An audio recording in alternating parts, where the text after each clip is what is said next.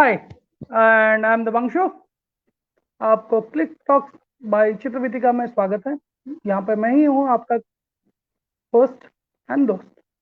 आज हम बात करेंगे इंडिया के एक बहुत खूबसूरत स्टेट के बारे में एंड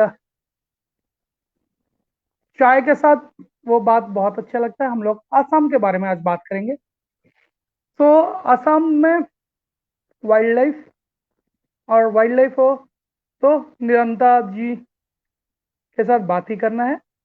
तो मैं वेलकम करूंगा निरंता जी को।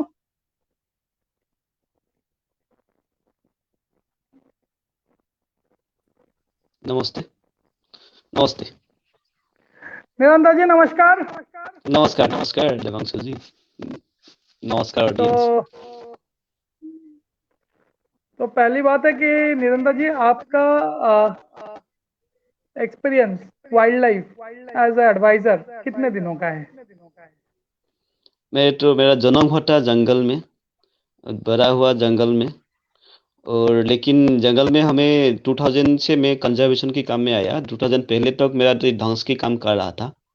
वो पुशिंग जैसा, वो के जानवर एनिमल, इसको कैसा खाना कैसा चाहिए, मारना कैसा चाहिए, ये सबसे बुरा काम अलग किया था। तो अब तो इसके बारे में स्टडी भी ज़्यादा नहीं था, यही था कहाँ है कैसे मारना है, ऐसा पुशिंग के बारे में। लेकिन अभी उसका बाद ये कंजर्वेशन की बात शुरू किया। खाली वाइल्ड लाइफ नहीं, खाली वाइल्ड लाइफ नहीं, हमारा एनवायरमेंटल जितना है प्लान भी, ये फॉरेस्ट सबको बचाने का काम कर रहा हूँ। और साथ में इसको बचाने के लिए इको टूरिज्म, तो इकोलॉजिकल बेस्ड टूरिज्म हमें कर रहा हूँ। असम में शुरू किया था 20 साल पहले। तो अभी तो बहुत बहुत ही आगे बढ़ा। चलिए, मतलब देर आए दुरुस्त है, बट जब आपने सोच लिया है कि बेहतरी करना है जी। तो दुनिया उससे बेहतर हो नहीं सकता। जी। तो मेरा दूसरा सवाल है कि बेसिकली आप वहाँ पे कितने टाइप के जानवर जो भी है एनिमल्स और बर्ड्स साइटिंग होते हैं, बताओ। ये डिब्रू सैखोवा मेरा होम डेस्टिनेशन है। मेरा डिब्रू सैखोवा में ही मेरा घर है। इसमें डिब्रू सैखोवा में 500 से ज़्यादा बर्ड्स है। Around 520 species, local and migratory. इसमें बर्ड्स के लिए ज़्यादा अच्छा है कि अभी धीरे धीरे साल साल से बाद ये बर्ड्स के लिए खूब फेमस हो जाता है। वर्ल्ड की सभी बड़ा बड़ा ऑर्निथोलॉजिस्ट बर्ड वॉचर इधर आते हैं। और डिब्रू सैखोवा ये बर्ड्स के लिए अच्छा होगा ही, क्योंकि ये सेंट्रल एशियन फ्लाईवे इसके ऊपर से जाते हैं। और ये बायोडाइवर्सिटी हॉटस्पॉट है। ये बायोस्फीयर रिजर्व भी है। बायोस्फीयर रिजर्व है, इसलिए इसमें बायोडाइवर्सिटी का डेंसिटी है। मेनली ये इंडो म्यांमार बायोडाइवर्सिटी और ईस्ट हिमालयन बायोडाइवर्सिटी, दोनों बायोडाइवर्सिटी डिब्रू सैखोवा में पड़ता है। 50% कवर करते हैं इंडो म्यांमार बायोडाइवर्सिटी, और 50% करते हैं ईस्ट हिमालयन बायोडाइवर्सिटी। तो इसलिए इसमें सभी तरीका का ये एनिमल वाइल्ड लाइफ ऐसा है। असम में जितना है, मतलब राइनो राइनो नहीं है इसमें, लेकिन बहुत साल पहले राइनो भी था। और लेकिन बाकी सभी है रिकॉर्ड में। लेकिन ये पे हमें जब बचपन में था, इसमें तो डिब्रू सैखोवा, सारा डिब्रू सैखोवा खाली वाइल्ड लाइफ का जगह था। वाइल्ड लाइफ से बिना और कुछ भी नहीं था। ये बहुत टाइगर्स था। ये 1997 में इसमें 96 की सेंसस में 27 टाइगर्स इसमें मिला था। ओके। और इसमें, हाँ, इसमें black bear, Himalayan black bear, ये सब सब जानवर इसमें था। और बहुत था, हमें भी खुद देखा था। बहुत डियर था, और एलिफेंट, बहुत बड़ा एलिफेंट, मोर देन 2000 ऐसा एलिफेंट था। लेकिन अभी ये डिब्रू सैखोवा नेशनल पार्क जो है, असम की एकदम अपस्ट्रीम में है, तिनसुकिया डिस्ट्रिक्ट, डिब्रूगढ़ डिस्ट्रिक्ट में। और अरुणाचल बॉर्डर में है। तो अरुणाचल से लोग आते हैं इसमें पोसिंग करने के लिए। अरुणाचल की जो पासीघाट एकदम सामने में है। और ये तो डिब्रू सैखोवा है, ये नेशनल, ये आइलैंड नेशनल पार्क है। ये वर्ल्ड वर्ल्ड वर्ल्ड की सबसे बड़ा, world largest river island national park. 340 square kilometre area है इसका।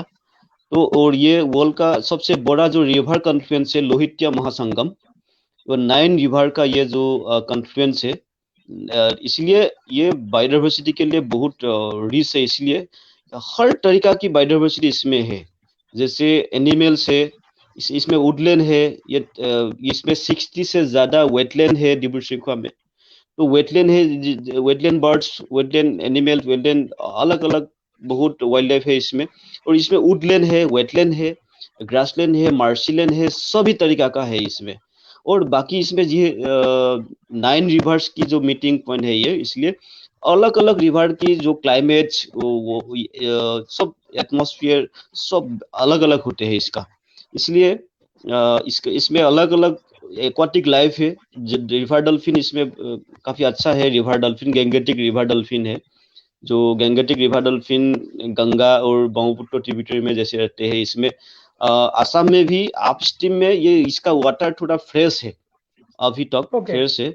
हाँ, इसीलिए डाउन स्ट्रीम डॉल्फिन जो ये सेंसिटिव ये लाइफ है, इसको थोड़ा पोल्यूटेड वाटर में ये रह नहीं सकता है, बहुत सेंसिटिव है। इसीलिए डिब्रू सैखोवा एकदम अपस्ट्रीम में है असम की, अरुणाचल के बाद, ये हिल के बाद एकदम प्लेन में शुरुआत में है। तो इसलिए वाटर अभी तक थोड़ा फ्रेश है।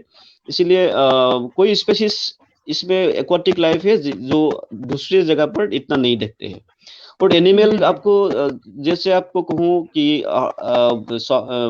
बार्किंग डियर बहुत है इसमें, हॉक डियर है, सांबर है, और एशियाटिक वाइल्ड वाटर बफेलो है इसमें। इस बहुत ज्यादा एशियाटिक वाइल्ड वाटर बफेलो है। ये भी आसान से आप लोग देख सकता है इसमें। और ये एलिफेंट जो है, एलिफेंट का पोसिंग बहुत जबरदस्त पोसिंग हो रहा है डिब्रू सैखोवा में। एक्चुअली अभी आप काउंटिंग करेगा तो 2000 से ज्यादा एलिफेंट शायद नहीं होगा। वो टाइगर तो ओ माय देखता ही गॉड। नहीं हो कोई लास्ट कोई साल से। होने से भी कोई एक दो टाइगर होगा।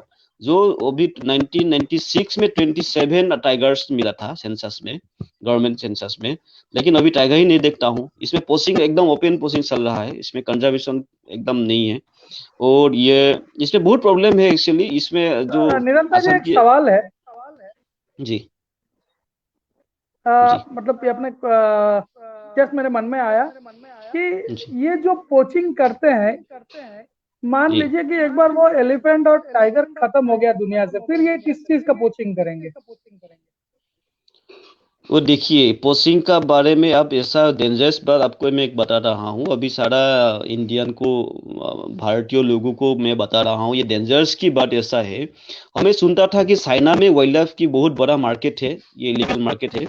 इसमें सब वाइल्ड लाइफ की मार्केट इधर मार्केटिंग चलता है। और चाइना हमारा एकदम नजदीक में है। एल डिस्टेंस तो मैक्सिमम 100 मीटर्स होगा डिब्रू सैखोवा से चाइना तक। और चाइना का लोग भी इधर आते हैं। और चाइना में इधर डिब्रू सैखोवा का जितना स्मगलिंग होते हैं ना वाइल्ड लाइफ की, सब ज्यादा जाते हैं चाइना तक। अरुणाचल एकदम बॉर्डर में है, अरुणाचल क्रॉस करने के बाद ये चाइना पहुंच जाता है। तो हमारा डिब्रू सैखोवा में एलिफेंट मारता है पहले ये इसका दांत के लिए, लेकिन अभी इसको मारते हैं इसका हड्डी के लिए। Oh my God. सुनिए देवांशु जी, डिब्रू सैखोवा में हाथी की पुशिंग होते हैं इसका हड्डी के लिए। हड्डी को पीस पीस करके काटते हैं और इसको ऐसे ये हड्डी को सेलिंग करते हैं। इसीलिए ये बच्चा एलिफेंट हो या जो भी जैसा भी एलिफेंट हो, जो जिनको मारने के लिए थोड़ा आसान होते हैं इसको मारते हैं। इसीलिए ओके। बहुत जल्दी से डिब्रू सैखोवा में यह हाथी खत्म हो जा रहा है।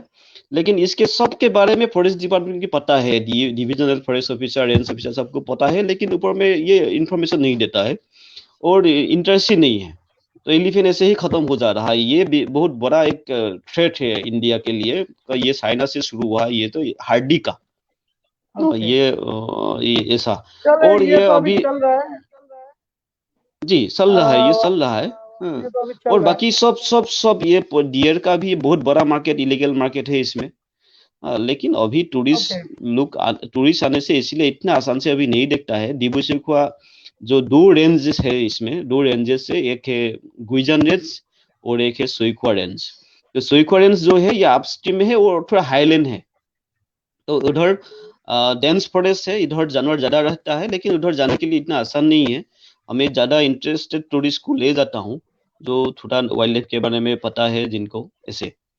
लेकिन अभी इसमें डिब्रू सैखोवा देखने के लिए बर्ड्स देखने के लिए आना चाहिए। और वाइल्ड हॉर्स फेरल हॉर्सेस तो है ही, इंडिया की सिर्फ इधर ही फेरल हॉर्सेस देखता है। हमें तो इसको वाइल्ड हॉर्स बोलता हूँ, क्योंकि आजकल सारा वर्ल्ड में जो प्रॉपर वाइल्ड हॉर्स अभी अभी लुप्त हो जा रहा है, इसलिए फेरल हॉर्स को वर्ल्ड इंटरनेशनल लेवल में अभी वाइल्ड हॉर्स बोलने लगता है। कि इनका जो फेरल हॉर्स हो या वाइल्ड हॉर्स हो, इसका जो जीन जो है, जो जीन सेम ही है। तो इसमें अभी वाइल्ड हॉर्स भी, फेरल हॉर्स भी स्मगलिंग हो रहा है। एक साल पहले ओके। एक army officer, retired army officer ने इसमें से वाइल्ड हॉर्सेस स्मगलिंग किया था, और फॉरेस्ट डिपार्टमेंट ने पकड़ा भी था। अभी दो तीन लोगों को जेल में भी भेजा था, लेकिन मेन जो कल्प्रिट है वो अभी भी बच रहा है। तो ओके। वही डिब्रू सैखोवा बहुत रिच बायोडाइवर्सिटी हॉटस्पॉट है। ये देखिए Devanshu ji, Dibru Saikhowa reserve forest declare हुआ था 1890 में। हाँ, उस 1890। समय जी। और काजीरंगा जो है, काजीरंगा रिजर्व फॉरेस्ट डिक्लेयर हुआ था 1910 में। इसका मतलब है 20 साल पहले, डिब्रू सैखोवा से 20 साल पहले, 20 साल के बाद काजीरंगा रिजर्व फॉरेस्ट डिक्लेयर हुआ था। और लेकिन ये जो बायोस्फीयर रिजर्व है, तो काजीरंगा के साथ एक साथ प्रपोजल किया था, लेकिन काजीरंगा ने ये बायोस्फीयर रिजर्व की डिक्लेरेशन नहीं मिला। ये डिब्रू सैखोवा ने बायोस्फीयर रिजर्व मिला है। असम की ये सेकंड बायोस्फीयर रिजर्व है, नॉर्थ ईस्ट का सेकंड बायोस्फीयर रिजर्व है। इसलिए इसमें बहुत बर्ड्स है, बहुत वाइल्ड लाइफ है। और इसका जो ये जो जियोग्राफी है, ये भी थोड़ा अलग तरीका का है। कि वाटर, जैसे आप बोट में जाएगा, अगर ये फेरल हाउस देखने के लिए जाएगा, तो 3 घंटा बोट में जाना पड़ेगा, और अप डाउन में 6-7 आवर्स लगता है। तो बोट में जब उधर जाएगा, तो इसमें बहुत क्रेन देखता है, वो बहुत क्रेन आता है। ये जो सेंट्रल एशियन फ्लाईवे जैसा है, इस साइड जहाँ वाइल्ड हॉर्सेस है, उस साइड पे लोगों का एक्टिविटी नहीं है, हैबिटेट नहीं है लोगों की, इसलिए इसमें बर्ड्स बहुत दिखता है इसमें। वो सारा रिवर्स में बर्ड्स पड़ता है। और जो मागुरी मोतापुंग जो बिल है, वेटलैंड है, ये डिब्रू सैखोवा का मेन बर्ड्स की जगह है। वो भी जो ब्लैक बागजान ब्लो आउट आपने सुना है, सभी ने सुना है, बागजान जो ब्लो आउट है, तो इंडिया में ये ऑयल की सबसे बड़ा ऑयल इंसिडेंट है। अभी बागजान ब्लो आउट एकदम मागुरी मोतापुंग बिल की एकदम किनारे पे हुआ था। तो मागुरी मोतापुंग बिल में एक ग्रासलैंड है, एरिया है, और एक वाटर बॉडी है। तो ग्रासलैंड में बहुत बर्ड्स का हेवन जैसा था। जैसे डिब्रू ओके। सैखोवा में आप बर्ड्स के बारे में आपको बोलूं, तो 50% बर्ड्स है रेसिडेंस बर्ड्स, और 50% बर्ड्स है माइग्रेटरी बर्ड्स। तो ये माइग्रेटरी राइट। बर्ड्स का बहुत एक्टिविटी है इसमें। और ग्रासलैंड बर्ड्स भी, माइग्रेटरी माइग्रेटरी ग्रासलैंड बर्ड्स भी आते हैं इसमें। डिब्रू सैखोवा का 5 एंडेमिक बर्ड्स है। इसका एक ब्लैक ब्रेस्टेड पेरोडविल है, swarm prinia, Marsh babbler, Jerdon bubbler, और जॉर्डन बुटचाट। ये 5 एंडेमिक बर्ड्स है। और बहुत साल के बाद डिब्रू सैखोवा की एकदम अपस्ट्रीम अमरपुर बोल के एक जगह है, उधर कोई कोई बाहर की ऑर्निथोलॉजिस्ट ने मिला था, बेन किंग ने मिला था ये ब्लैक ब्रेस्टेड पेरोट। अभी तो ब्लैक जी। ब्रेस्टेड पेरोट मिसमी हिल्स में भी देखता है, और असम की वही दूसरा कुछ जगह पे भी देखता है। लेकिन बहुत साल के बाद पहला ये रिकॉर्ड हुआ था ये डिब्रू सैखोवा में। और ये स्वाम्पिनिया भी बहुत कोई साल नहीं दिखाया था, लेकिन अभी देखता है ये डिब्रू सैखोवा में। कल भी हमारा गाइड ने देखा था स्वाम्पिनिया। तो swamp prinia, marsh babbler, Jerdon babbler, black breasted parrot ये आसाम से देखता है अभी। और बाकी माइग्रेटरी एंड थोड़ा रेयर स्पेसीज भी आते हैं इसमें। जैसे आपको लेसर व्हाइट फ्रंटेड गूस बहुत साल के बाद हमें देखा था इसमें। और बैकल टिल, फाल्कटेड डक, ये सब एंडेंजर्ड स्पेसीज इसमें मागुरी मोतापुंग बिल में देखता है। वो दाग बहुत आते हैं इसमें, कोई स्पेसीज 30-40 स्पेसीज ऐसा मागुरी बिल में आते हैं। तो ऐसे देखने के लिए, लोगों के लिए, बर्ड्स इंटरेस्टेड लोगों के लिए सबसे अच्छा जगह है डिब्रू सैखोवा, क्योंकि आप हर तरीके की बर्ड इसमें मिलेगा। ओके। अगर आप ग्रासलैंड बर्ड्स देखना तो चाहिए, तो ग्रासलैंड बर्ड्स जी। नहीं, मतलब ये एक अच्छा इंफॉर्मेशन है कि एक ही जगह पे बहुत सारा नेचर और हैबिटेट आपको मिल जाते हैं। तो जी। ये एयरपोर्ट से, जो डिब्रू सैखोवा एयरपोर्ट से जी। नियरेस्ट एयरपोर्ट आपका कितना किलोमीटर? आई थिंक 40 हाँ, किलोमीटर। डिब्रूगढ़ 40 डिब्रूगढ़। किलोमीटर्स है। हाँ, डिब्रूगढ़ एयरपोर्ट 40 किलोमीटर्स है। और तिनसुकिया रेल स्टेशन जो है, तिनका rail station only 10 kilometres. Okay. ये रोड कम्युनिकेशन बहुत अच्छा है, देखने के लिए बहुत अच्छा है। और सभी सुविधा इसमें है डिब्रू सैखोवा में। इसमें इको कैम्प है, 3-4 इको कैम्प है। और हमारा भी इको कैम्प है, और होम स्टे भी अभी शुरू हो गया, होम स्टे भी है। और लोगों को जैसा चाहिए, अभी सामने में 5 किलोमीटर डिस्टेंस में 4 स्टार कैटेगरी, ये 4 स्टार रिजोर्ट भी है। और 3 स्टार रिजोर्ट भी है, 4 स्टार रिजोर्ट भी है। और हाउस बोट है इसमें, हाउस बोट भी है। ओके। लोग जैसा चाहेगा ऐसा ही इसमें है। लेकिन इको टूरिज्म के लिए ये नॉर्थ ईस्ट में ये बेस्ट डेस्टिनेशन है डिब्रू सैखोवा। और असम में इको टूरिज्म शुरुआत हुआ था, असम में हुआ, नॉर्थ ईस्ट इंडिया में ये इसमें हुआ था, डिब्रू सैखोवा में हुआ था अच्छा से। अभी भी ये अच्छा इको टूरिज्म डेस्टिनेशन है। तो इसमें देखने के लिए सिर्फ बर्ड्स के साथ साथ डिब्रू सैखोवा में हुलुक गिबन खूब आसान से लोग देख सकता है, हुलुक गिबन। तो हुलुक गिबन जी। पार्क बोल के एक ये बाड़ीकुड़ी हुलुक गिबन पार्क की एक जगह है, इसमें आसान से हुलुक गिबन देख सकता है। और साथ में लोगों के लिए इसका लोकल जो कल्चर है, वाइब्रेंट जो कल्चर है, अलग अलग असम में बहुत ट्राइब है, बहुत कम्युनिटी है, सबका अलग अलग लैंग्वेज है, वो अलग अलग कल्चर है। तो ये कल्चर देखने के लिए बहुत अच्छा है। असम इज बिहू, तो बिहू देखने के लिए बिहू की सीजन में मेनली अप्रैल और मई में, ये अप्रैल मई में ये बिहू, रंगाली बिहू देखने के लिए सारा मंथ ये अच्छा है साथ में। और ओके। असम की डिब्रू सैखोवा के एकदम सामने में है जो मिसिमी हिल्स। एक दिन में सुबह आप डिब्रू सैखोवा से चला जाएगा तो मिसिमी हिल्स में बर्डिंग करके फिर डिब्रू सैखोवा में आ सकता है। और डिब्रू सैखोवा के ओनली 120 किलोमीटर डिस्टेंस से नामदफा नेशनल पार्क है। तो नामदफा और तो दिहिंगपत का रेन मैं फॉरेस्ट है। आपको थोड़ा रोकना चाहूंगा। तो जी हमारे पास एक विजुअल है वीडियो का, तो इसके जी बारे में कुछ बताइए। जी। हाँ, ये फेरल हॉर्सेस और वाइल्ड हॉर्सेस। तो ये हॉर्सेस के बारे में मैं लोगों को बताना चाहता हूँ कि ये जो हॉर्स है, ये पहले ये बहुत लोग बोलते हैं कि ये फेरल हॉर्सेस, लेकिन इसमें अलग दो तरीका का हॉर्सेस देखता है। एक तरीका का हॉर्सेस है जिनका जो टेल है ये लॉन्ग है, जैसा इंडियन डोमेस्टिक हॉर्स जैसा है। और एक तरीका का हॉर्सेस है जिसका टेल एकदम सूटी है, 1 फीट जैसा। और जो एक ओके। फुट जैसा जो, हाँ, 1 फीट सूटी जो ये टेल है जिसका वो लोग थोड़ा एग्रेसिव है। वो मैं देखता था, मैं थोड़ा स्टडी में देखता था, तो हमारे सामने में चाइना है। चाइना में भी ऐसा वाइल्ड हॉर्सेस था कुछ कोई साल पहले तक। तो चाइना में जैसा हॉर्सेस से वाइल्ड हॉर्सेस था, अभी ये भी इसमें लुप्त हो गया। और हमारा डिब्रू सैखोवा एकदम नजदीक में है चाइना की। हमारा डिब्रू सैखोवा की जो एलिफेंट है, ये एलिफेंट चाइना से आते हैं जाते हैं, हर साल चाइना से आते जाते हैं। जी।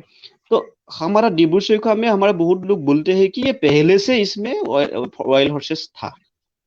लेकिन ओके। लोगों ने ये बताया कि बहुत बाद में कि ये हॉर्सेस पुराना नहीं है, ये 1950 से है। और कोई लोग ऐसा एक बोलते हैं कि ये जो सेकेंड वर्ल्ड वॉर की समय में अंग्रेजी लोगों ने लाया था ये हॉर्सेस युद्ध के लिए, तो ये सुड़ के गया, लेकिन ये गलत है।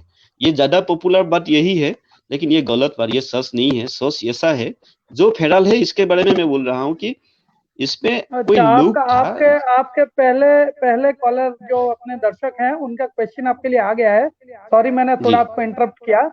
ये जी। विकास महांती जी हैं, आईओसीएल में काम करते हैं, दिल्ली में रहते हैं। और विकास सर का जी। क्वेश्चन है, what is the best period to visit? Actually, summer is the best season. तो rainy season is the best season for environment, nature lovers. क्योंकि समर सीजन में आएगा तो ये नेचर पूरा ग्रीन हो जाते हैं, और सारा विश्व का हमें पानी फ्लैट हो जाते हैं ना, थोड़ा एडवेंचरस होते हैं। लेकिन अच्छा होते हैं, आप जहाँ चाहे तो उधर तक बोट लेके जा सकता है। ये ऑर्किड की सीजन है इस समय। और ये नेस्टिंग, बर्ड्स की नेस्टिंग का सीजन है, बर्ड्स के लिए स्टडी करने के लिए बहुत अच्छा सीजन है ये, रेनी सीजन। लेकिन सभी लोगों के कॉमन टूरिस्ट के लिए डिब्रू सैखोवा ठीक है विंटर में, क्योंकि विंटर में बारिश नहीं होते हैं, आसान से देख सकता है। और माइग्रेटरी बर्ड्स ज्यादा आते हैं विंटर में। तो इसलिए विंटर अभी शुरू हो गया, अभी हमारा पूरा टूरिस्ट आने लगा। अभी नवंबर नवंबर से अप टू मार्च अप्रैल तक ये पूरा विंटर सीजन चलेगा। ये सीजन बहुत अच्छा है बर्ड्स फोटोग्राफी के लिए और ट्रेकिंग के लिए। जो लेकिन रेनी सीजन में आएगा तो ये थोड़ा एडवेंचर होगा, लेकिन बोट में बैठते बैठते आप सारा डिब्रू को आप देख सकता है। ये सारा वाइल्ड हॉर्स भी देख सकता है। अंडर में फॉरेस्ट विलेजेस है लाइका डोटिया बोल के। इसमें मिसिंग ट्राइब है। असम की मिसिंग कल्चर देखने के लिए, मिसिंग ट्राइब की कल्चर देखने के लिए सबसे बढ़िया जगह है लाइका डोडिया डिब्रू की एकदम बीच में। उधर तो बोट लेके आसाम से जा सकता है। लेकिन विंटर में आने से सिर्फ आपको अच्छा लगेगा कि ये बर्ड्स के लिए, माइग्रेटरी बर्ड्स हो या रेसिडेंशियल बर्ड्स के लिए। तो ऐसा ही है देवांशु जी। निरंतर जी, मतलब साल भर के लिए मतलब कोई भी जाए, समर में जाए, विंटर में जाए, रेंज में जाए, उसके हम्म। लिए उसके हिसाब का एंड बर्डिंग और एनिमल साइटिंग एंड ये सारा ये मिल जाएगा। हाँ, ये एक इम्पोर्टेंट बात है कि हमारा नेशनल असम में सभी नेशनल पार्क विंटर में समर सीजन में बंद हो जाते हैं। लेकिन सिर्फ डिब्रू ओके। सैखोवा हर साल खुलते हैं। या हमें बातचीत करके राइट। गवर्नमेंट से ये ऐसा ऐसा गवर्नमेंट से ये डिक्लेरेशन हमें ले लिया कि क्योंकि हमारा डिब्रू सैखोवा समर में देखने के लिए ज्यादा अच्छा है और सुविधा भी है बोट बोट में। और हमारा हमें ये भी गवर्नमेंट को अपील किया था कि हमारा जो लोकल लोगों ने, गांव वाले लोगों ने टूरिज्म करते हैं, टूरिज्म से खाना खाते हैं, रोज रोटी खाते हैं, वो अभी 6 मंथ बंद हो जाएगा तो कैसे खाएगा। इसलिए हर साल चलना राइट। चाहिए। और हमें भी डिब्रू सैखोवा में क्रिएटिव टूरिज्म कर रहा हूँ, इको टूरिज्म कर रहा हूँ। हमारा सब क्रिएटिव टूरिज्म में हमें बना रहा हूँ। फ्लैट में आप सभी लोग फ्लैट के समय में नेगेटिवली ले लिया था, लेकिन हमें कोशिश जी किया जी। कि फ्लैट को पॉजिटिव बनाने के लिए फ्लैट एंजॉय कीजिए, फ्लैट फ्लैट फ्लैट फ्लैट का एक्सपीरियंस लीजिए। और फ्लैट के समय में जो जो वाइल्ड लाइफ की जो वेदना है, जो दुख है, लोगों का जो तकलीफ लाइफ है, उसको स्टडी करने के लिए भी अच्छा है। और अगर आपको right. Right. Wild wild life की हैबिटेट देखना, उसका नेस्टिंग सिस्टम देखना, वाइल्ड लाइफ को रेस्क्यू करना, सब करने के लिए जंगल के अंदर जाना वो समर सीजन में बहुत जरूरत है। तो इसलिए हमें ऐसा बना लिया है। वो बहुत अच्छा है। असम में सिर्फ डिब्रू सैखोवा में आप सारा सारा 12 मंथ आप देख सकता है राइट। देवांशु जी।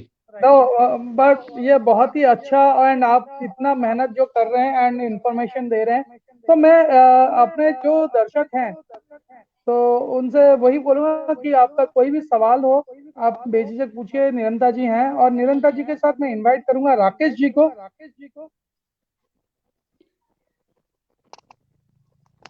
नमस्ते। राकेश जी नमस्कार। नमस्कार। तो मैं नमस्ते चाहूंगा कि देवांशु जी। आप नमस्ते। बोलिए। तो जब निरंता जी और आप हैं, तो मैं चाहूंगा कि आप आ- आसाम के बारे में कुछ कुछ इंफॉर्मेशन दें हम। हाँ, मैं बेसिकली डिब्रू सैखोवा के ऊपर ही थोड़ा बोलता हूँ। एक्चुअली क्या है, मैं आईओसीएल में काम करता हूँ। मैं वहाँ डिगबोई रिफाइनरी में पोस्टेड था। तभी उसी टाइम पे मैं 2009 में पहली बार पिकनिक के लिए गया था वहाँ, डिपार्टमेंटल पिकनिक के लिए डिब्रू सैखोवा में। तो ये निरंतर जी मिले थे वहाँ। तो वो शुरुआती था। फिर मैंने बाद में एक बार कैमरा खरीदा, तो मैंने समझा एक बार बार्ड वगैरह का खींच के आऊँ, बार्डिंग करके आऊँ, बार्ड फोटोग्राफी। डिब्रू सैखोवा गया, निरंतर जी के थ्रू ही गया।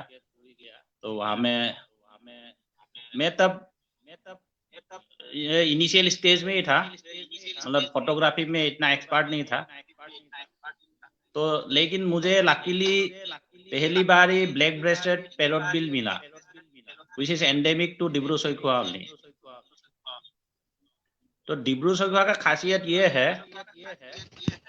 वहां में हर तरह का वाइल्ड लाइफ मिलता है। आप बर्ड्स ले लो, रेप्टाइल्स ले लो, कैट ले लो, बटरफ्लाई ले लीजिए, फिश ले लीजिए। वाइल्ड हॉर्स तो वहाँ का एंडेमिक है, जो कहीं और मिलेगा नहीं आपको। और एक खासियत है जो निरंतर जी अभी तक बताया नहीं है, वो डिटेल में बताएंगे शायद आपको। मैनग्रोव टाइप का एक प्लांट मिलता है वहाँ, केक जोरी बोल के। वो एक वेटलैंड में होता है, लेकिन उसका रूट मतलब वो फैलते जाता है, जंप करता है एक दूसरे के साथ, तो आपका रूट का ओरिजिन पता नहीं लगेगा, तो एक नेटवर्क बन जाता है पैरों का। ये भी बहुत खासियत है, ये निरंतर जी ने दिखाया था मुझे।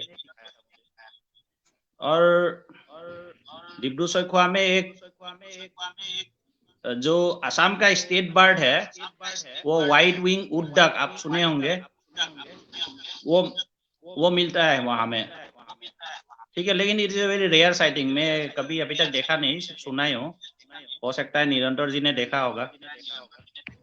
और वहां का और एक खासियत है, एडजॉइनिंग एरियाज में एक दिहिंग पटकाई रिजर्व फॉरेस्ट बोल के है, it's a very big range जो अरुणाचल से शुरू होता है, असम के थ्रू गुजरता है, even it touches this Dibru Saikhowa national park. और दिहिंग पटकाई रेंज रिजर्व के अंदर ही आपको एक सोराईपुंग बोल के एक जगह मिलेगा जहां रेन फॉरेस्ट है, and that's why that particular area is called Amazon of north east, Amazon of India basically. लेकिन वो भी बहुत ये कंजर्वेशन में प्रॉब्लम हो रहा है, क्योंकि बहुत ये ट्री वगैरह जो है वो बहुत काटा गया है, पब्लिक ने भी काटा है, जो भी है, ठीक है। उसके आसपास ही आपको 2 टाउन मिलेगा, एक दिग्बोय है जो सबसे पुराना रिफाइनरी वहां है अभी एग्जिस्टिंग, उसको ऑयल टाउन बोलते हैं,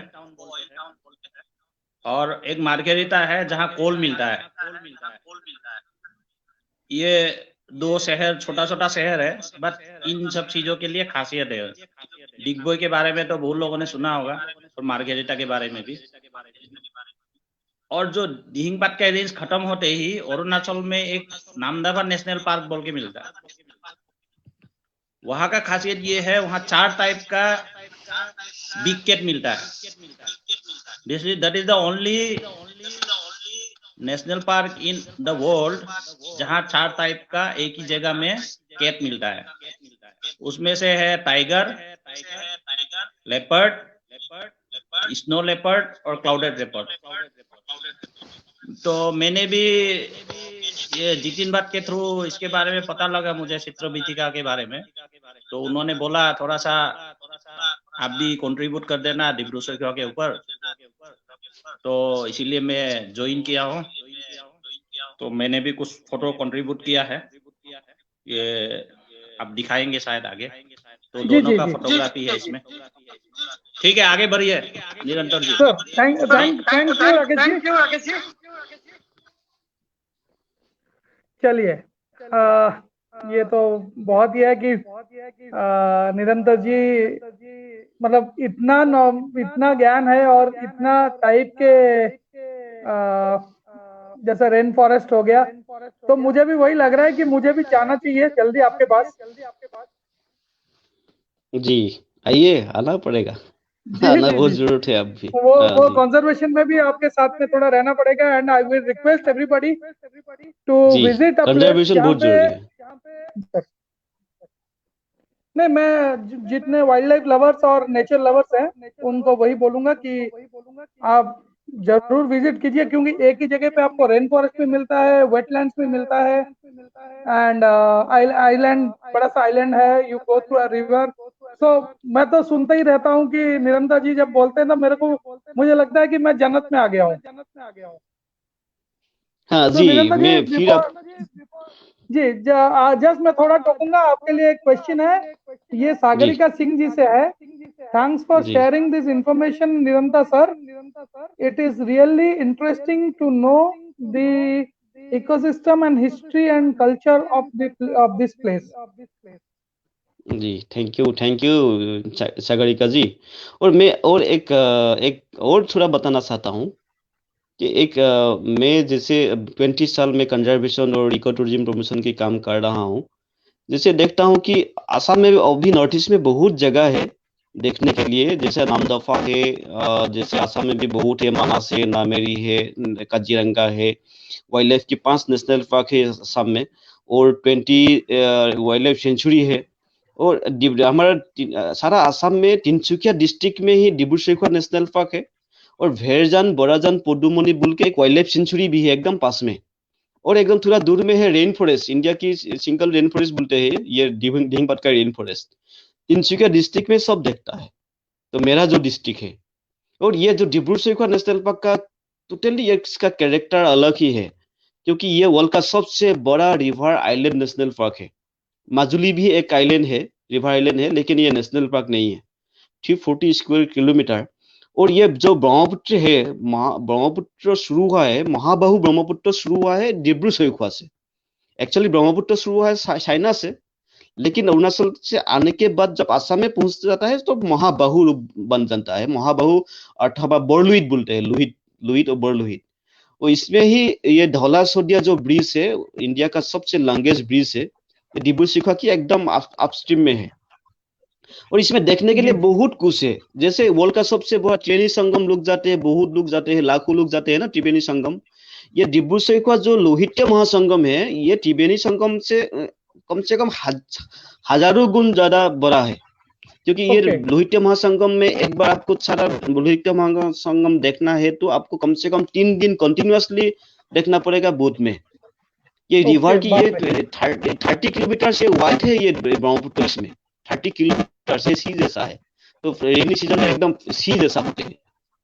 अभी तो आपके लिए सर मैं थोड़ा इंटरप्ट करूंगा आपके लिए। निशित यादव जी का क्वेश्चन है जी, क्लाउडेड लियोपार्ड की कितनी है, एंड आई थिंक कितने टाइप के हैं, और या कितना मतलब पॉपुलेशन क्या है, शायद ये पूछना चाहते हैं क्लाउडेड लियोपार्ड। ये देखिए क्लाउडेड लियोपार्ड हमारा इसमें था, बहुत था, लेकिन अभी ये पोचिंग जो चल रहा है ना, ये लोग सब मार के ले जाते हैं।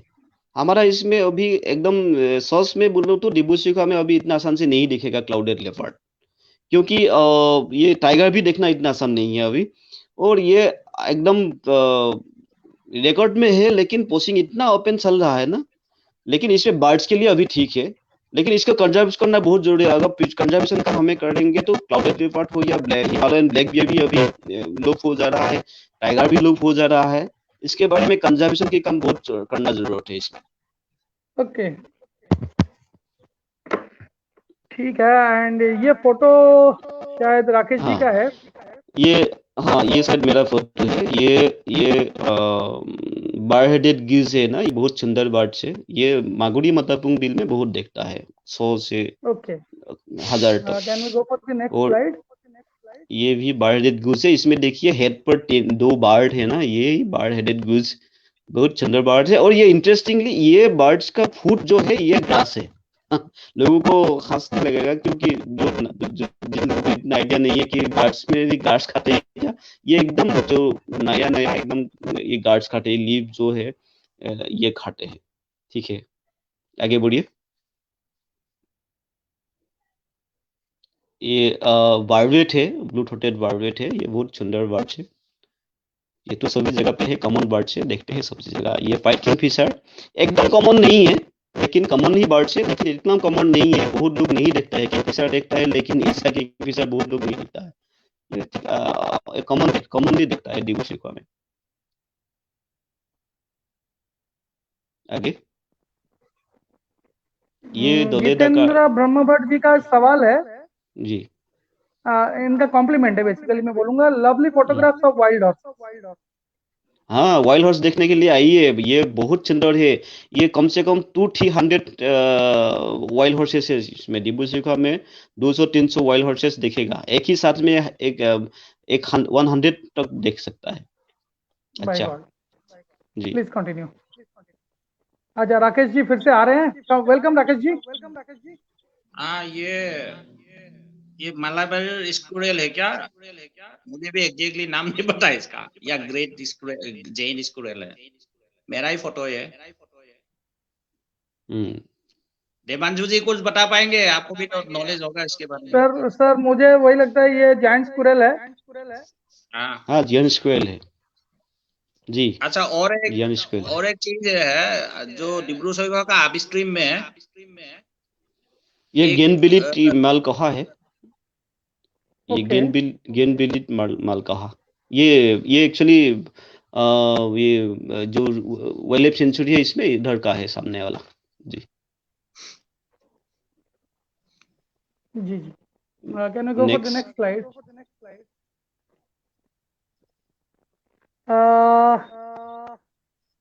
अच्छा, आपके लिए और एक सवाल है, सजेशन या सवाल है राजीव बोरा जी से, डॉल्फिन जी पॉइंट के बारे में भी बता दीजिए। ये डॉल्फिन के बारे में जरूर बताना है। डिब्रू-सैखोवा जो जो ब्लू काटे है सबका मेन अट्रैक्शन है तो डॉल्फिन है, क्योंकि बहुत आसान से देखता है इसमें। और ये वर्ल्ड का जो 17 स्पेसीज डॉल्फिन है इसमें से सबसे क्रिटिकली एंडेंजर्ड जो डॉल्फिन है ये गंगेटिक रिवर डॉल्फिन है। इधर डिब्रू-सैखोवा में आसान से देखता है, ये 12 महीना देखता है। ये डॉल्फिन पॉइंट मेरा इको कैंप से एकदम नजदीक में है, 2-3 किलोमीटर में बोट में जाने से ये मिल जाते हैं। आगे बढ़िए। जंगल मैना, ये बहुत सुंदर बर्ड्स है। ये मागुरी मतापुंग में बहुत डक्स होते हैं, बहुत डक्स देखते हैं, हजारों डक्स देखते हैं। आसान से फोटो भी खींच सकता है, तो न्यू कमर फोटोग्राफी के लिए बहुत अच्छा जगह है डिब्रू-सैखोवा की मागुरी मतापुंग बिल। लेकिन अभी इस साल ये बागजान ब्लॉआउट ने खत्म कर दिया है। अभी इस साल तो इतना नहीं मिलेगा। डिब्रू-सैखोवा अलग अलग जगह पे मिलेगा ऐसा बर्ड्स, बहुत सा ये वाटर बर्ड्स है इसमें। तो डिब्रू-सैखोवा बहुत वेटलैंड्स है, बहुत वेटलैंड्स में बहुत बर्ड्स देखता है, लेकिन मागुरी मतापुंग बिल मेन था। लेकिन अभी मागुरी मतापुंग बिल इस साल नहीं देखेगा। लेकिन अभी ये जो ब्लॉआउट हुआ है, ब्लॉआउट देखने के लिए आना चाहिए कि ये डिजास्टर टूरिज्म हमें शुरू करना चाहता हूँ, क्योंकि डिजास्टर के बारे में ये जैसा नेचर के ऊपर ऐसा इंसिडेंट के बारे में लोगों का स्टडी करना बहुत जरूरत है। स्टूडेंट्स हो या सभी रिसर्चर आना चाहिए अभी इस समय। अभी आने से सब डिब्रू-सैखोवा के साथ में जो बागजान ब्लॉआउट की जो आग भी देख पाएगा। मुझे लगता है कि 1 साल तक ये बंद नहीं कर पाएगा बागजान की जो ब्लॉआउट है, अभी भी चल रहा है। 100 मीटर्स ऊंचा तक ये फायर चल रहा है। ये रूडी सेल्डक और ब्राह्मणी डक बहुत सुंदर ये बर्ड्स है, ये लव बर्ड भी बोलते हैं। ये symbol of tragedy and symbol of love. Tragedy means इनका जो जब ये सिलाते हैं, हमारा आसामीज में इसको बोलते हैं साकुई सकुआ। और ये लव की बर्ड्स, और इसको नहीं मारता है लोग। ये इंटरेस्टिंग ये बात है कि ये रूडी सेल्डक है ना, एक को मार देगा तो दूसरा बिना खाना मर जाएगा, उनका पार्टनर बिना खाने मर जाएगा एक को। इसलिए हमारा लोगों ने इनको नहीं मारते हैं, कभी भी नहीं मारते हैं, जो पोषा लोग भी नहीं मारते हैं, क्योंकि इसको एक मारने से दूसरा लोग बिना खाना मर जाएगा। और सबसे इंटरेस्टिंग बात ऐसा है, तो रात जो शाम हो जाएगा तो एक रिवर के पास जाएगा, और रिवर की उस पार एक और इस पार एक रहेगा। जब सुबह होगा तो एक साथ होगा, रात को एक साथ नहीं रहता है। मतलब ये रूडी सेल्डक और ब्राह्मणी डक एक्चुअली हमारा डिब्रू-सैखोवा में आते हैं ये लद्दाख साइड से। लद्दाख तो इसका नेस्टिंग पॉइंट है। ये बहुत स्टडी का बर्ड है। ये बहुत सुंदर और बहुत इंटरेस्टिंग बर्ड है, रूडी सेल्डक ब्राह्मणी डक बहुत आते हैं डिब्रू-सैखोवा में। देवांशु जी ये बोलना चाहता है कि ये हमेशा पेयर में रहता है, मेल और फीमेल, और एक बार एक मेल या फीमेल कोई भी मर जाने से दूसरा वाला भी वही सती प्रथा जैसे होते थे ना हमारा यहाँ, उसका जैसा वो सती प्रथा का जैसा अपने को सेक्रीफाइस कर देता है, बिना खाए वो भी मर जाता है। मैं राकेश जी, ये एक अच्छा वैलिड इंफॉर्मेशन है, क्योंकि लोगों को इनसे सीखना चाहिए about unity and integrity and bonding and everything. हाँ, मेनली बॉन्डिंग ही है। हाँ, राइट। ठीक नहीं, है। मैं ये मेरे लिए भी ये बड़ा अच्छा वाइटल इंफॉर्मेशन था। मैंने रूडी शेल्डक का फोटो तो उठा लिया है मंगला जोड़ी में, बट नेवर इसके बारे में मुझे किसी ने बताया नहीं था। तो यही है कि क्लिक टॉक्स में हम लोग जब बात करते हैं ना, तो दुनिया को पता चलता है apart from photography also conservation या कैरेक्टरिस्टिक्स, इस बारे में हम लोग बात करते हैं। हाँ, बेसिकली नॉलेज शेयरिंग है एक दूसरे का। जी। नॉलेज शेयर करने से ही बढ़ता है। तो मैं एक मिनट फिर भी अपने दर्शकों को बोल दूंगा कि प्लीज स्टे ट्यून्ड एंड कोई भी क्वेश्चन हो पूछिए, क्योंकि निरंता जी, राकेश जी सब हैं, एंड हमारे साथ भुवनेश्वर फोटोग्राफी भी एसोसिएटेड है चित्रवितिका के साथ। So I will welcome them also, club in Bhubaneswar photography.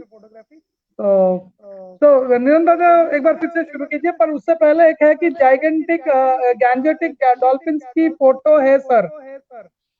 हाँ, आई अभी थिंक तो आपकी अभी तो आपकी इधर में नहीं होगा शायद।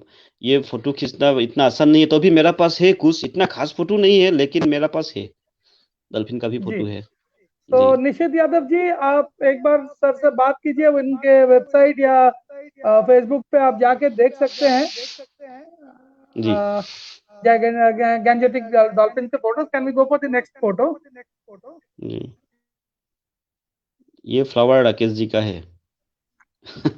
ये बेसिकली वाइल्ड फ्लावर है। मैं यही दिखाना चाहता हूँ, हर तरह का चीज मिलता है, वाइल्ड फ्लावर्स भी है। ठीक है, नेचर का जो भी चीजें चाहिए सब कुछ है उन। ये फ्लाइट कैसा है? ये माइग्रेटरी है हमारे लिए, सुंदर बर्ड है। ये तो बहुत सुंदर बर्ड है। ये हमारे स्नैक बर्ड बोलता हूँ हमारे आसाम में, और इसका डाटर है ये, डाटर और स्नैक बर्ड। ये देखिए इसका जो नेक है स्नैक जैसा, जो बच्चे लोग देखने के लिए बहुत अच्छा पाता है इसको। नहीं, इसके बड़े ये भी रहते। हाँ, ये जब पकड़ते हैं, मछली पकड़ते हैं खाने के लिए, तो ये देखना बहुत अच्छा है। ये जब मछली पकड़ता है, ये इससे भी थोड़ा लंबी मछली पकड़ता है। इसका अगर इसका लेंथ होगा 2 फीट, तो ये 3 फीट तक ये फिश पकड़ता है। जब फिश पेट के अंदर तक जा रहा है, लेकिन उसका तेल जिंदा रहता है। ऐसे भी देखने में जब फिश पकड़ता है वो उड़ नहीं सकता है। उसी समय बदमाशी लोगों ने हमें जैसा बचपन में बदमाश किया था, हमें पकड़ता था। जब इसका फिश पकड़ते हैं तो उड़ नहीं सकता, ऐसा है। वो देखने के लिए, ये पानी में जब स्विमिंग में रहेगा तो इनका देखने में एकदम स्नेक जैसा लगता है। ये तो माइग्रेटरी बर्ड्स है। ये सभी लोगों को पता होना चाहिए कि हमारा फर्स्ट विंटर विजिटर है ये वॉकटेल। ये येलो वॉकटेल है, फर्स्ट विंटर विजिटर। तो हमारा इसमें एक बात है, देवांशु जी एक बात सुनिए, येलो वॉकटेल के बारे में बहुत बात है। लेकिन हमारा इसमें 6 स्पेसीज वॉकटेल मिला था डिब्रू-सैखोवा में। लेकिन मैंने 2000 कोई साल 2 साल पहले मैंने येलो ईस्टर्न वॉकटेल मिला था। ये फर्स्ट टाइम मैंने फोटोग्राफ किया था। ये तो इंटरनेशनली ये माइग्रेशन करता है। जो ये ईस्टर्न येलो वॉकटेल मैंने मिला था ये पहले बार, और एक बार ही मिला था, उसके बाद मैंने नहीं देखा है। डिब्रू-सैखोवा में 7 स्पीशीज ऑफ वॉकटेल है। और ये इंटरेस्टिंग बात ये है, हमारा टी गार्डन है हमारा आसाम में। तिनसुकिया मेरा घर, तिनसुकिया डिस्ट्रिक्ट में बहुत टी गार्डन है। तो टी गार्डन का एक ट्रेडिशन है कि जब अंग्रेजी लोग जब आया था, उन लोगों को टी गार्डन को हर सीजन विंटर में काट देता है। कलम बोलते हैं, कलम करते हैं, तो काट देता है। तो ये कलम करने का समय जब ये दो तीन लोगों को हमेशा लगाता है लोगों को, कि अगर वॉकटेल आएगा तो इसका हिसाब होते हैं। जब वॉकटेल आते हैं वो क्लाइमेट के हिसाब से टी गार्डन को कटिंग करते हैं। क्लाइमेट के हिसाब के लिए ये वॉकटेल ही है। जब वॉकटेल आते जाते हैं, उनका हिसाब से हाँ करने का टाइम हो गया। जब वॉकटेल देखेगा फर्स्ट टाइम, उसका कुछ दिन के बाद एक हिसाब होते हैं, हिसाब में ऐसा की कटिंग होते हैं। अभी भी ट्रेडिशनल चल रहा है। वो क्लाइमेट्स का एक सिग्नल है वॉकटेल। जी बढ़िया इंफॉर्मेशन है। जी। ये एडजुटेंट स्टॉक है, ऐसा एडजुटेंट स्टॉक। ये भी रेयर है, लेकिन अभी हमारा इसमें देखता है आसाम में, डिब्रू-सैखोवा में भी काफी देखता है। नेस्टिंग भी है डिब्रू-सैखोवा में इसका। ये तो थिक बिल वार्बलर है। ये बहुत सुंदर बर्ड है, बहुत लवली बर्ड है। ग्रासलैंड बर्ड से आसाम से देखता है डिब्रू-सैखोवा में। आगे ये स्लेंडर बिल भालचर है। ये रेयर स्पीशीज है। भालचर की सारा वर्ल्ड में ये अभी लोप हो जा रहा है, लेकिन डिब्रू-सैखोवा में काफी अच्छा है इसका डेंसिटी। White drum भालचर। तो इसके एक्शन शॉट्स कैसे रहते हैं? सॉरी, एक्शन शॉट्स मतलब किल के साथ। हाँ, ऐसा क्या बोला? ऐसा ऐसा शॉट चाहिए क्या? जब ये कॉर्पस खाता है जी, तो उसके शॉट्स कैसे रहते हैं? उसके शॉट तो ऐसा मेरा कुछ है, मेरा पास भी फोटोग्राफ है। ओके। लेकिन ये इसका अभी अभी बहुत बड़ा थ्रेट आ गया है, क्योंकि हमारा इसमें डायनो क्या एक बोल के जो वेटरनरी में यूज करता है मेडिसिन खा के ये जो हमारा गौत हो या काव ये मर जाते हैं, इसको जब वो खाते हैं सब मर जाते हैं, इसलिए बहुत आसाम में बहुत मरता है भालचर। ये जो वेटरनरी में यूज करता है मेडिसिन जो है डाइक्लोफेनाक है, डाइक्लोफेनाक ये बैन किया है, लेकिन तब भी ये जो डेथ काव हो या डेथ गौत हो, ऐसा कोई डेथ डॉग ऐसा ये खाते हैं ना, वो इसमें जो पॉइजनिंग होते हैं और ऐसे ही बहुत कभी कभी तो बहुत मर जाते हैं, ऐसे ही ये बहुत डेंजरस की बात है भालचर के लिए। लेकिन फोटोग्राफ डिब्रूचुइखा में फोटोग्राफ करने के लिए एकदम आसान है, आसान से फोटोग्राफ कर सकते हैं इसमें डिब्रूचुइखा में। और हर प्रकार व्हाइट राम भालचर और स्लेंडरबिल भालचर में एक ही फोटोग्राफ में लिया था। ओके, तो मैं बिफोर मैं कंटिन्यू करूं निरंदा जी, मैं बोलना चाहूंगा कि हमारे बीच में एक बहुत स्पेशल गेस्ट अभी शॉर्टली आने वाले हैं जी। तो प्लीज अभी बटरफ्लाइज के बारे में हम थोड़ा बात करते हैं, एंड जब वो आ जाए तो हम लोग फिर उनसे एक बार बात करके फिर अपना कंटिन्यू करेंगे। श्योर। ये बटरफ्लाई ये राकेश जी का है। ओके। बटरफ्लाई के भी डिब्रूचुइखा में बटरफ्लाई भी बहुत है, मतलब डिब्रूचुइखा में नहीं है क्या आप पूछ सकता है, जो कि बायोस्फीयर रिजर्व है ना, ये वर्ल्ड का एक इम्पोर्टेंट बायोडाइवर्सिटी हॉटस्पॉट है, सब है मतलब इसमें, लेकिन नहीं है यही। I think you are in haven.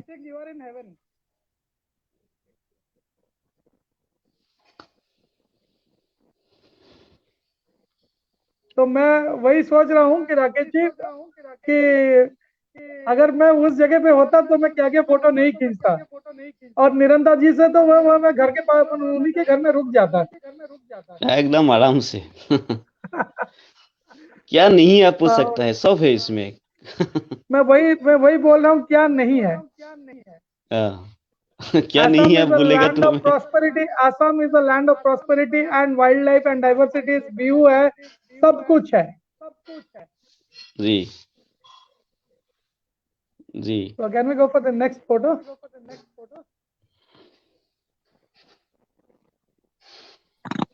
ये भी राकेश जी का फोटो है।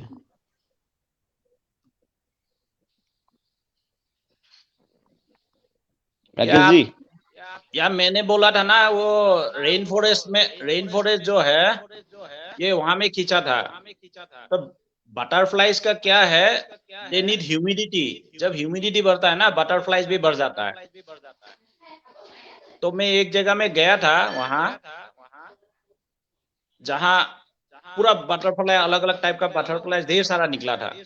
इसीलिए वो रेनी सीजन में बेसिकली ह्यूमिडिटी बढ़ता है, उसी टाइम पे जाना पड़ेगा आपको बटरफ्लाई देखने के लिए। और मार्गेरिटा के पास एक जगह है, बटरफ्लाई पार्क है। There is only butterfly, you will see only different kind of butterflies. ये खासियत है उस जगह। ठीक है देवांशु जी, आगे बढ़िए।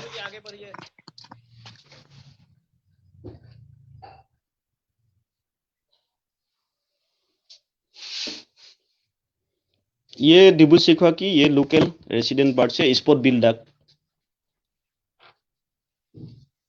स्पॉट बिल डक के बहुत है डिब्रूचुइखा में। ये एलिफेंट है, एशियाटिक एलिफेंट है। ये एलिफेंट का बहुत इम्पोर्टेंस है कि एलिफेंट अभी हमारा असम में अराउंड 12 एलिफेंट रिजर्व है, लेकिन इसमें एलिफेंट के लिए बहुत प्रॉब्लम आ रहा है। और डिब्रूचुइखा में मैंने पहले ही बोला था, हजारों एलिफेंट था, अभी 100-200 भी नहीं है। अभी इसके लिए बहुत थ्रेट आ रहा है, तो पोसिंग। और ट्रेन में भी मरते हैं बहुत, रेल लाइन में मरते हैं बहुत बार असम में ऐसा होते हैं। और डिब्रूचुइखा का जो एलिफेंट है अभी ये आइलैंड है, अब एक ही रास्ता है, एक दो कॉरिडोर है जाने के लिए। ये डायरेक्टली ये पासीघाट डी इरिंग जो वाइल्ड लाइफ सेंचुरी है, ऐसे ही जाते हैं, चाइना तक जाते हैं। और उस साइड भी ये पोसिंग का रूट बन गया, अभी बहुत पोसार है। और ये सौदिया होके अभी अरुणाचल तक जाते हैं।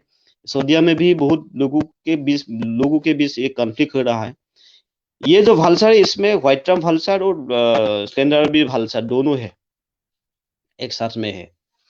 ये बहुत इंटरेस्टिंग है। एक साथ में 2 एंडेंजर्ड स्पीशीज मैंने कैप्चर किया। ये तो माइग्रेटरी बर्ड है, लेकिन ग्रासलैंड बर्ड से हमारा जो मागुरी में ब्लू थ्रोट है, आराम से देखता है, बहुत बढ़िया सुंदर बर्ड है। ये हॉक सेंजिबल हॉक ईगल है। ये भी इतना आसान से नहीं देखता है दूसरा जगह पे, लेकिन डिब्रूसैखुवा में ये देखेगा ही। और इंटरेस्टिंग बर्ड है। वाकटेल है। ये होफू है। ये तो देखने में बहुत सुंदर लगता है। और ये क्या, ये जो पर्टिकुलर ये जो होफू है, ये मेरा इको कैंप पे हर साल आते हैं। इसलिए ये मेरा घर की वाले जैसा बन गया, लेकिन ये लोकली माइग्रेटरी है और हर साल आते हैं एक ही समय पे। ये मेरा कैंप की फोटो है, इको कैंप की। ये तो राकेश जी की फोटो है। इसको हमें आसामीज में राम फुटोनी बोलता हूँ। ये राम फुटोनी मतलब ये बहुत ये जब एक बार काटेगा तो लोग 2 दिन तक ये पेन रहेगा। इसका इंग्लिश नाम और साइंटिफिक नाम मेरा याद नहीं है। ये राकेश जी का No फोटो है issues. फ्लावर्स का। And I think shortly we are coming up with a surprise आज के लिए. जी, So ये रूबी all the थ्रोट। हाँ viewers, जी, हम लोग उसके बाद एक बार मैं बोल देता हूँ कि ये जो सरप्राइज आएगा इसमें we are coming up with the country's national anthem. So please raise up your hands and stand up if when we play that. And we are coming with a very special guest. It's a surprise right now. तो जब तक ये आएगा तो हम लोग बात करते रहेंगे। वंस ये आ जाए, द स्क्रीन चेंजेस हो जाएगा, फिर हम लोग थोड़ा मैं स्पेशल गेस्ट को इंट्रोड्यूस करवा दूंगा। जी, this is a ruby throat. Ruby throat है। ये भी ये ठीक से मिलता है। ये बार्बेट जो है, ब्लू थ्रोटेड बार्बेट, ये सबके लिए अच्छा है, कॉमन है। लेकिन ये ग्रे ब्रेक स्ट्राइक है। स्ट्राइक कोई स्पीशीज का स्ट्राइक इसमें है। ये ग्रे ब्रेक स्ट्राइक कॉमनली देखता है, लेकिन ये लिटिल कॉमोरेन, इसको इसका बहुत कहानी है देखने के लिए। लेकिन कॉमन बर्ड से, लेकिन ये वाटर हमारे लोगों जब हमारा इसमें लोगों बहुत वाटर में स्विमिंग में बहुत एक्सपर्ट है, उनको बोलता है आसामीज का, इसका आसामीज नाम है पानी काउड़ी, पान काउड़ी। तो जब एक आदमी ने जब स्विमिंग में बहुत एक्सपर्ट है, उनको बोलता है ये पानकड़ी बन गया। पानी का मतलब ओके, ये बहुत एक्सपर्ट है। ये तो राकेश जी का फोटो है।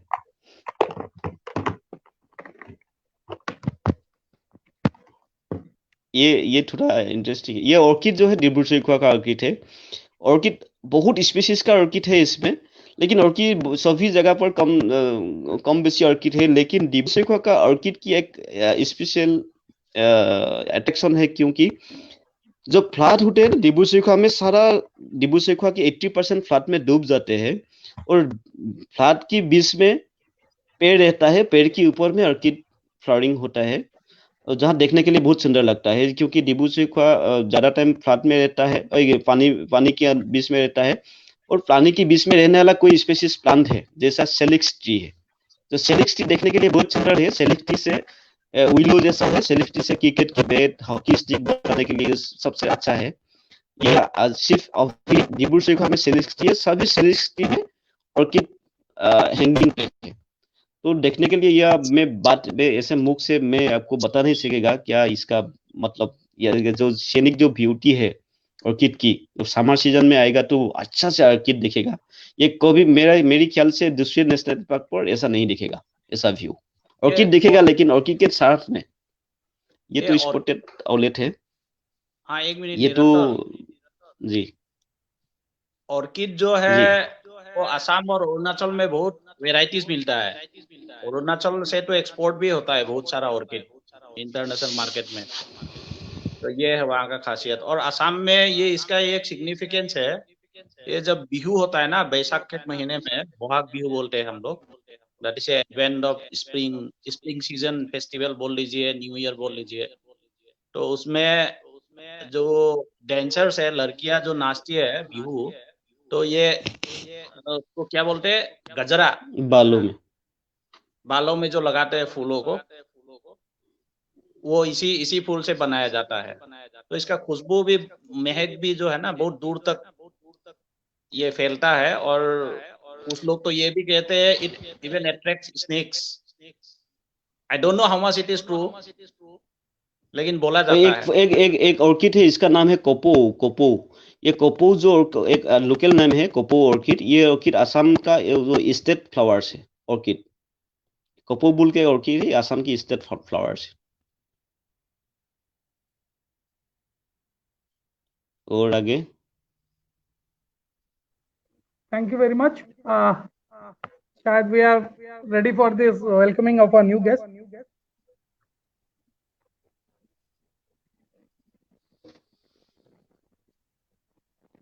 तो निरंतर ये इन्फॉर्मेशन जो भी आपने जैसे भी दिया है, ये इंडिया भर के लिए, वर्ल्ड भर के लिए बहुत ही इंफॉर्मेटिव है। जी। So I'll raise my hands and for this national anthem of Kenya.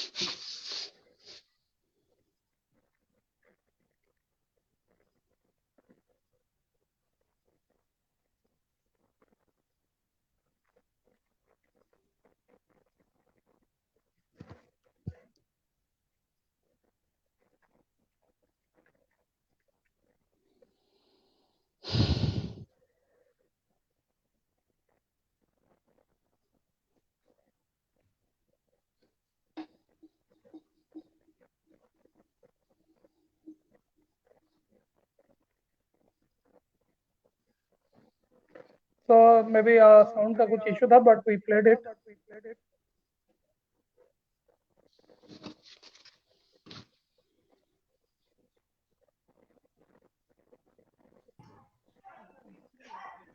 So I'm welcoming Eric from Masai Mara. Hey Eric.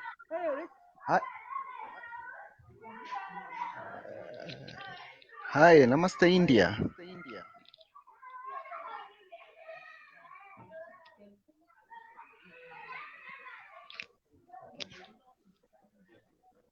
Karibu. नमस्ते नमस्ते।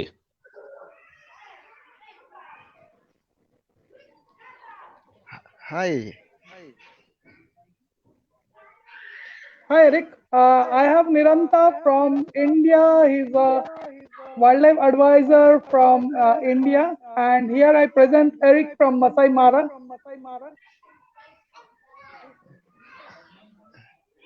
Thank you. Karibu sana. Hi Eric. Hi. Oh,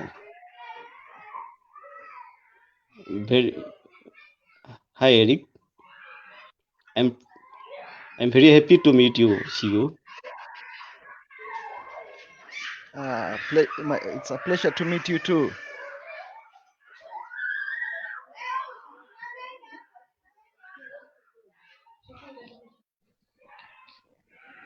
So Eric, how's your day? My day is good.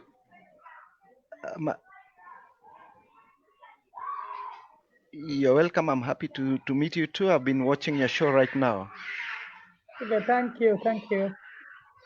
So Eric belongs to the heaven on earth Masai Mara. So, and he'll be on our show very shortly. How you feel, Eric? I'm good, and thank you again for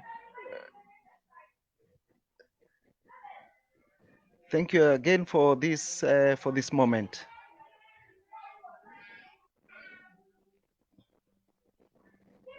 So, very shortly we'll come across Masai Mara, and Eric will be going through Masai Mara and some other places in Kenya. So stay tuned. So what message do you want to say something about Masai Mara? Masai Mara is a world-renowned game reserve, and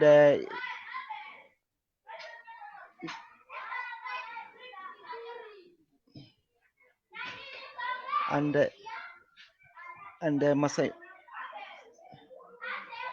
Masai Mara Masai Mara is very well known for the wildebeest migrations. But other than that, there is so much other game that one can see. It's just one very beautiful place for one person to visit, and also for photography. Okay. So very soon we'll be in touch with Eric, and it's coming up shortly on Chitravitika on Quick Talks. So I think kids are around you. Sorry? Small kids are around you. They are outside. They're outside. Yeah, I just feel it. Yeah. Yeah, it's lovely. It's lovely. Other than Masai Mara, we also have so many other.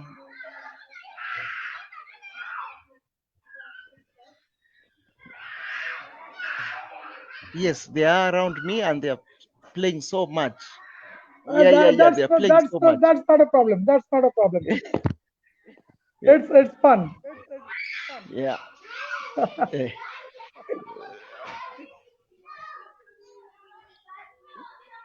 Okay, no issues. Niranda, would you? So there's a question again from Miss Sagarika Singh. Great to know about Masai Mara, Eric. I'm eagerly waiting for your session. Yeah, it'll be my pleasure to share Masai Mara with you, and as well as many other destinations.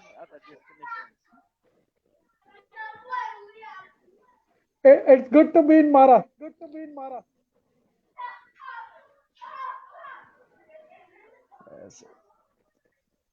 good to be in your safari in jungle. Yeah.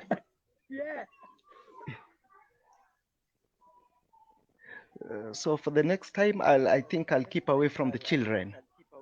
No. It happens. Yeah, it happens. But I'll try and keep away from the children so that we can have a clear reception. All right, that's true. Yeah. So Niranda ji, कुछ question पूछना? Any question? Hi Eric ji. Hi Eric. Hi. Hi Eric. Nice to meet you, and I'm very happy to meet you. Are you interested in any wildlife or any conservation, environmental conservation like that? Right now, my main interest. Hi.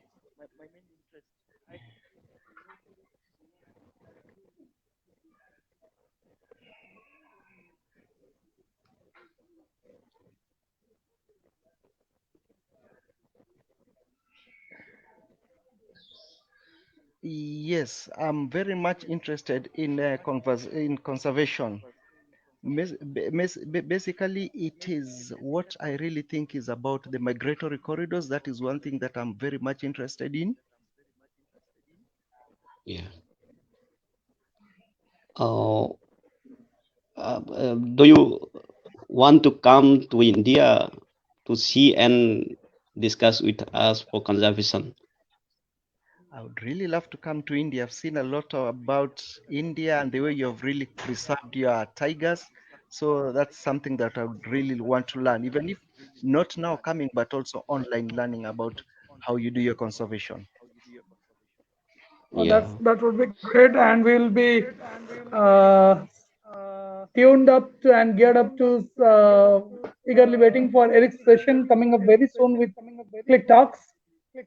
Yeah, So I'll not disturb you, Eric, and yeah, be happy with the children around you, and say I them will. from India.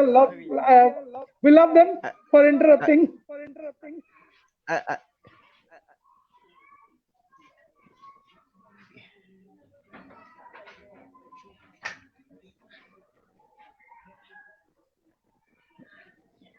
yeah.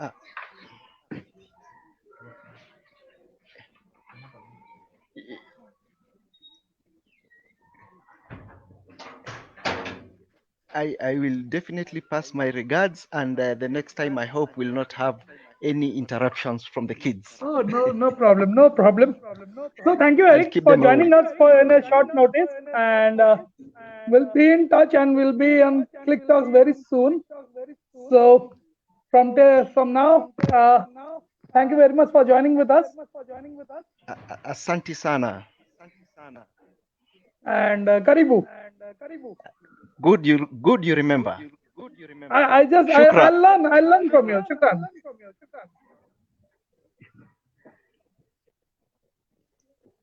Okay, and we are going to end up this session. निरंतर and Beast आप निरंतर जी के साथ बने रहिए. We have shared his contact number and everything in our website and Thank everything. you.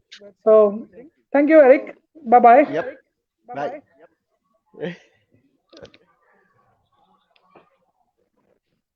So निरंतर जी, thank you very much. हाँ जी, क्योंकि देवांशु जी, मैं एक बार फिर बोलना चाहता हूँ एक वर्ड कि मैं डिब्रू-सैखोवा में रहता हूँ, डिब्रू-सैखोवा में काम करता हूँ, लेकिन हमें सारा असम में काम करता हूँ और कोई नॉर्थ ईस्ट की अलग मेनली अरुणाचल स्टेट में, अपर ईस्ट अरुणाचल में अगर कोई लोग आएगा तो हमें सिर्फ डिब्रू-सैखोवा नहीं, सारा असम में जहाँ भी आप जाएगा तो वाइल्ड लाइफ देखने के लिए, नेचर देखने के लिए, वो लोगों का कल्चर्स देखने के लिए हमें हेल्प कर सकता हूँ। हो या नागालैंड में भी हो या अरुणाचल में भी हो, जैसा। जी, मैं वही बोल रहा था कि खाली वाइल्ड लाइफ नहीं, आप कल्चर, आप लोगों के रहन सहन, उनका lifestyle and animals, birds, everything. Assam ऐसा जगह है जहाँ पे आपको north east you love to feel like. And Niranta ji हैं, and thank you Rakesh ji for joining us, giving your time. But Niranta ji से बहुत कुछ सीखना है. सो I would say that please be in contact with Niranta ji. His number is displayed on the screen, and आप जब भी ये वीडियो वापस देखेंगे निरंता जी का नंबर दिखाई देगा. You can call him and आप जान सकते हैं निरंता जी से about Dibrusaikhowa and Assam and north east. तो Rakesh ji, thank you very much. Devanshu ji, मैं 2 बात बोलना चाहूंगा जी. एक तो डिब्रू-सैखोवा के अपस्ट्रीम में एक परशुराम कूप बोल के एक है, ठीक है. That is a pilgrimage site basically. उसका खासियत ये है कि मकर संक्रांति के टाइम पे जैसे यहाँ इलाहाबाद के संगम में नहाने जाते हैं ना, तो वहां भी परशुराम कुंड में मकर संक्रांति के दिन 2-3 दिन का ये होता है मेला लगता ड्यूरेशन. हाँ, नहीं मेला नहीं लगता है, वहां सिर्फ नहाने जाते हैं, पूजा करते हैं और नहाते हैं. मतलब बड़ा सा अलग से एक मेला अरेंज नहीं किया जाता है. तो that is basic Pilgrim site. उसका मतलब एपिक में ये है कि बैकग्राउंड जो है, ये कहा जाता है कि जब परशुराम ने अपना पिताजी का कहने से उनके मादर को, जो ये एक्स को क्या बोलते हैं हिंदी में, कुल्हार, कुल्हार. हाँ, कुल्हार से हमने माँ को ये हत्या किया था, तो वो कुल्हार जो है अटक गया था यहाँ में, उनके शोल्डर में. तो उनका पिताजी ने बोला, और फिर वो अपने पिताजी के पास गए, इसको क्या करना है, ये तो अटक गया है, मेरा हाथ भी अटक गया इसमें, तो ये कैसे हटेगा. तो उन्होंने बोला वहाँ एक पर्टिकुलर जगह है परशुराम कुंड जो है अभी, वहां में क्या है, जो ब्रह्मपुत्र आके वहां रुक गया था, एक बड़ा सा रॉक था, ठीक है। ब्रह्मकुंड हाँ, ब्रह्मपुत्र को रोक के रखा था। ब्रह्मकुंड है इसके, ब्रह्मकुंड। हाँ, तो उसको उनका पिताजी ने बोला कि वहां जाके वो कुल्हाड़ को मार दो तो वो निकल जाएगा और वहां से नदी जो पत्थर है वो टूट जाएगा और नदी बहने लगेगा, उसी से ब्रह्मपुत्र मतलब अरुणाचल आसाम में शुरू हो गया, नहीं तो उधर ही ब्लॉक था पहले, यही बोला जाता है। जी जी, नहीं ये quite this was a quite good information and हम लोग एक्चुअली टाइम लिमिट्स हो रहे हैं, तो मैं वही बोलूंगा कि मैं और एक आधा मिनट लेना चाहूंगा, एक जी इंटरेस्टिंग बात बताना चाहूंगा। ये जब हम डिगबोई में एंट्री करते हैं ना, एंट्री में ही हाथी जब क्रॉस करते हैं वहां में एलिफेंट कॉरिडोर बहुत सारे हैं।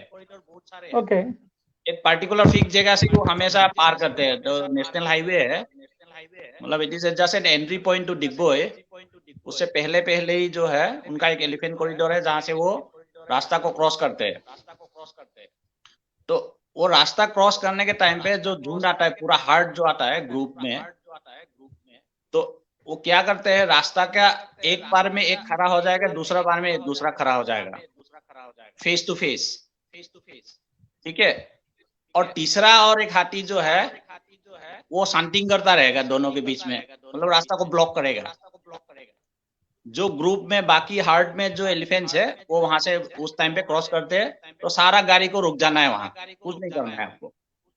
If you don't disturb them, they don't disturb you.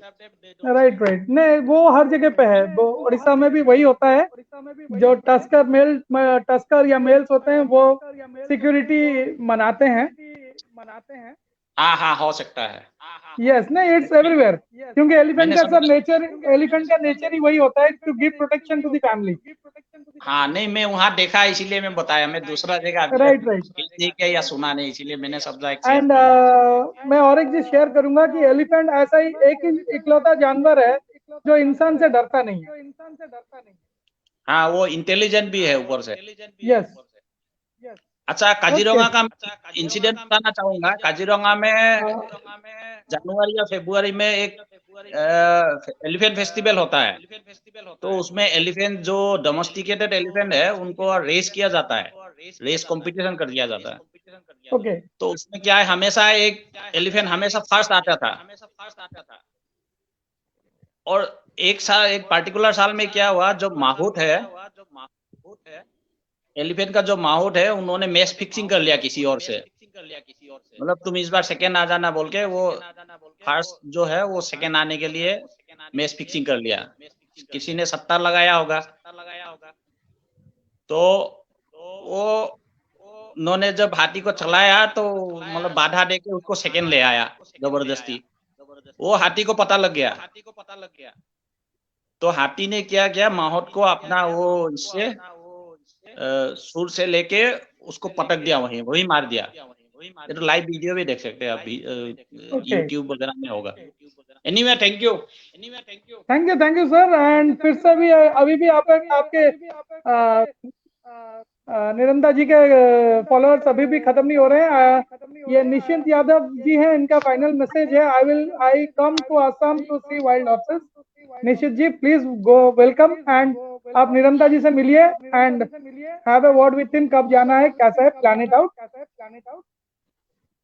तो वेलकम निशित जी, जी। मोस्टली वेलकम निशित यादव जी, आइए अच्छा से देखा देंगे आसाम हो या दिवस मुझे जो लगता है कि निरंता जी आप एक कमिटमेंट तो कीजिए, क्योंकि मुझे नहीं लगता कि नॉर्थ ईस्ट एक सेशन में खत्म होगा।